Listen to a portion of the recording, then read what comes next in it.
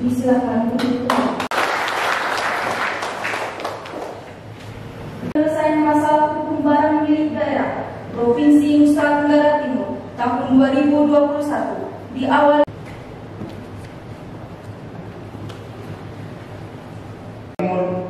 nomor 387 garis miring Kap garis miring HK garis miring 2021. Seraya memanjatkan puji syukur kehadiran Tuhan Yang Maha Esa pada hari ini Rabu tanggal 10 bulan November tahun 2021, saya Gubernur Nusa Tenggara Timur dengan resmi mengukuhkan tim kerja penertiban, pemulihan dan penyelesaian masalah hukum barang milik daerah Provinsi Nusa Tenggara Timur tahun 2021. Semoga Tuhan Yang Maha Esa selalu melimpahkan rahmat-Nya kepada saudara-saudari agar mampu menjalankan tugas dengan sebaik-baiknya. Terima kasih. Hadirin silakan duduk kembali. Sambutan Kepala Kejaksaan Tinggi Nusa Tenggara Timur. Bismillahirrahmanirrahim. Assalamualaikum warahmatullahi wabarakatuh. Om Swastiastu. Om Swastiastu. Namo Buddhaya. Hormati Gubernur Nusa Tenggara Timur,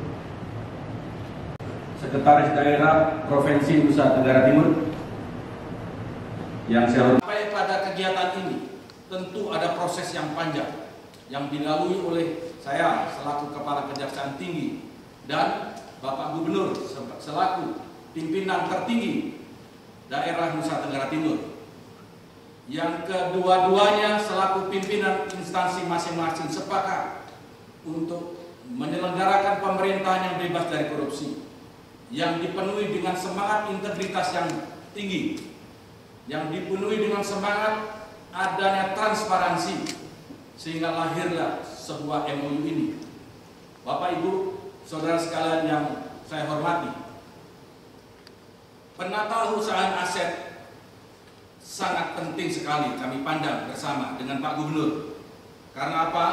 Dengan penatausahaan aset itu akan terjadi kepastian hukum daripada aset itu sendiri, yang nantinya akan memacu timbulnya sebuah investasi dengan adanya kepastian hukum itu sendiri. Yang kedua, dengan adanya penatausahaan aset tersebut diharapkan transparansi akan tercapai. Dengan nantinya penataan aset ini akan kita buat secara digital.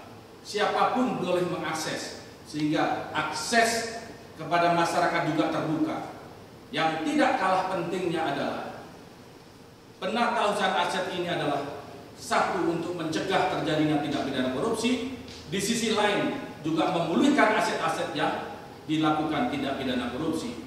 Seringkali saya sampaikan kepada anggota-anggota saya bahwasanya korupsi kalau bidang aset itu luar biasa sekali, karena pasti akan bersinggungan dengan pemangku kepentingan. Contoh, sebagaimana yang kita sampaikan hari ini ada penyidikan umum. Bapak bisa saksikan bahwa tanah aset yang tercatat sebagai aset sebuah pemerintahan daerah ternyata sudah berubah ke atas nama pribadi dan kemudian dijual kepada orang lain senilai 8 miliar. Artinya aset ini telah berpindah dan hilang. Total loss, kita kehilangan aset kita. Tapi kalau pekerjaan-pekerjaan yang bersifat tentang pengadaan barang dan jasa, lihat pekerjaan jalan, kita masih bisa melihat ada jalan itu dilaksanakan.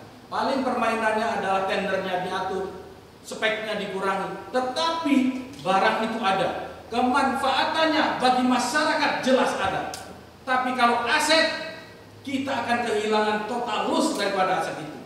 Maka luar biasa sekali Pak Gubernur mendorong Kejaksaan Tinggi, dan saya berkomitmen juga untuk menjaga bagaimana aset-aset yang ada di pemerintah Provinsi Nusa Tenggara Timur terjaga dengan baik, yang kemudian mendorong lajunya pertumbuhan investasi. Bahwa tanah aset yang artinya aset ini telah berpindah dan hilang. Salam. Memang negara beragam budaya, enak didengar, menunjukkan keragaman yang utama bisa hadir untuk memimpin langsung penertiban dan pemulihan serta penyelesaian aset daerah. Memang ini sesuai yang disampaikan oleh Kepala Kejaksaan Tinggi bahwa aset itu sangat penting, bukan saja untuk bagaimana kita mendatanya sebagai aset daerah, tetapi itu juga menjadi kekuatan agar nantinya pendapatan asli daerah bisa bertambah ataupun bertumbuh dari aset-aset daerah. Dan sebagai gubernur saya lihat bahwa aset daerah banyak yang diamnya karena secara administrasi belum dimiliki, walaupun pengakuan secara de facto-nya itu aset milik daerah, baik provinsi, kabupaten, kota, tetapi secara de jure belum dimiliki, dan banyak sekali.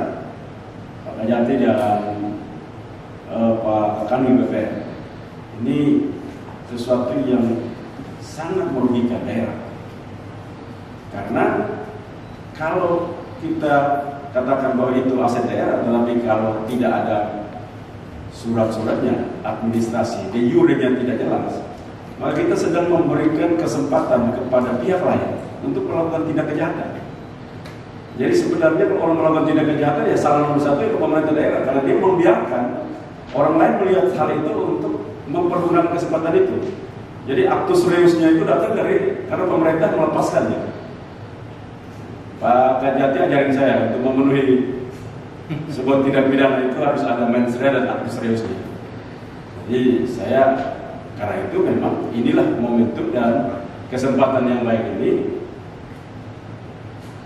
kita bersyukur bahwa Kejaksaan Tinggi mengambil momentum ini untuk membantu Provinsi Nusa Tenggara Timur agar menertibkan aset-asetnya sehingga mempunyai aset yang bisa dapat dipakai secara administrasi dan juga punya kemampuan secara de facto. Ada juga secara de jure dipegang, tapi de factonya tidak kita kendalikan.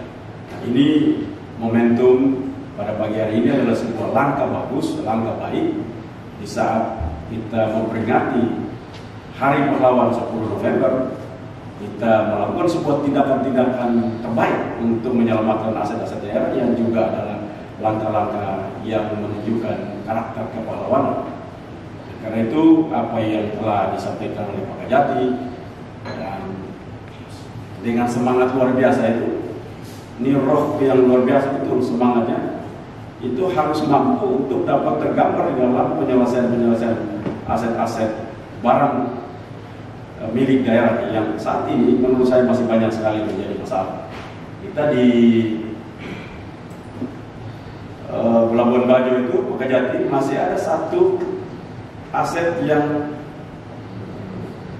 dikerjasamakan sama pihak ketiga. Tidak ada hasil mulai dari kerjasama sampai hari ini kepada pemerintah provinsi.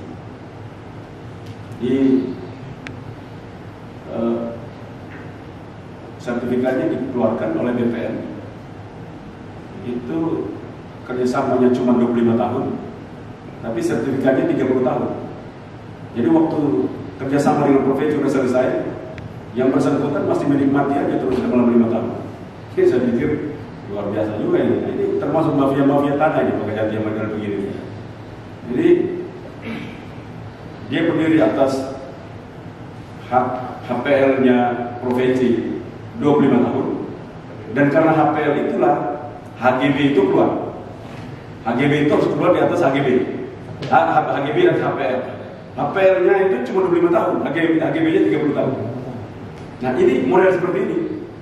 Kita membiarkan itu, dan sebagai gubernur saya merasa dipermalukan. Karena dipejundani, orang HPL cuma 25 tahun, saya bisa mampu membuat dari begitu saya terperpanjang untuk 5 tahun. Ini menunjukkan bahwa karena kita tidak pernah melakukan kerjasama seperti itu. Pentingnya kerjasama seperti pada pagi hari, kolaborasi dalam pada pagi hari untuk mengurangi kebodohan-kebodohan seperti itu. Kita banyak memiliki aset-aset kita, Dan masih banyak di Kota Kupang ini, Pak Gayat. Masih banyak sekali.